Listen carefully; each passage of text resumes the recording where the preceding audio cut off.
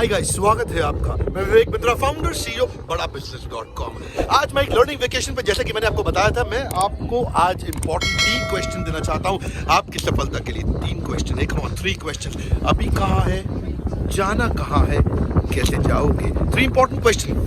अगर आप सफलता चाहते हैं, प्रश्न ठीक होगा तभी उत्तर ठीक होगा।